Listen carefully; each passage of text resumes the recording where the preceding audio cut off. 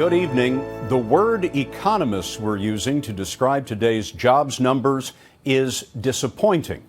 We suspect other words might be used by the 12.5 million Americans who are still unemployed, many of them for months, if not years. The Labor Department tells us job creation was down, just 115,000 new jobs in April. So after rising for 3 straight months, the job growth numbers have now fallen for 3 straight. The unemployment rate dropped from 8.2 to 8.1%, but it turns out that's bad news, which we will explain in just a moment. So, is the economy improving or not? Anthony Mason found out today it's a little bit of both. Manufacturing's been one of the most consistent bright spots in the recovery, and at Crestron, the New Jersey-based maker of technology management systems, you're still hiring.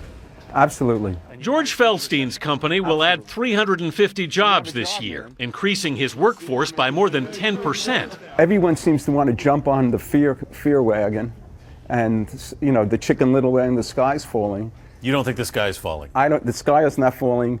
Overall, job growth in April was weak, just 115,000 new jobs added, although gains for February and March were revised up a combined 53,000. We are creating more jobs. Yes, we are creating more jobs. But, says economist Ellen Zentner of Nomura Securities, the economy and the job market can't seem to reach breakaway speed. There is that sense that we're almost there.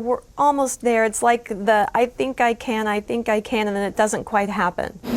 And there are new headwinds ahead. Are you worried about the election at the end of this year and what that could mean for the economy? Absolutely. Where do I begin? Randy Klein, who runs day-to-day operations at Crestron, says a change in Washington could change his company's health care costs and its tax bill. If I don't know what tax rate I'm going to pay, if I don't know anything, so if you tell me the rules, I'll play the game. Otherwise, uncertainty brings everything to a stop? Absolutely. If a business doesn't know what its costs will be, Klein says, how do we know how many people we can hire? Worries about the weak job numbers did have one upside today. Oil fell below $100 for the first time since February. That'll mean cheaper gas, Scott, and of course a little bit more money in people's pockets. Thanks very much, Anthony. Now, we mentioned a moment ago that the drop in the unemployment rate is bad news. Here's why. If someone gives up looking for work, he's no longer counted as unemployed. The drop in April isn't because people found work, it's entirely because 342,000 Americans quit looking.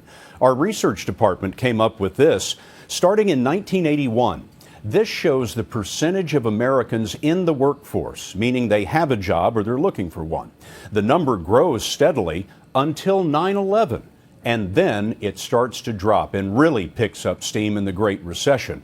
Today, the percentage of Americans in the workforce is down to where it was 30 years ago.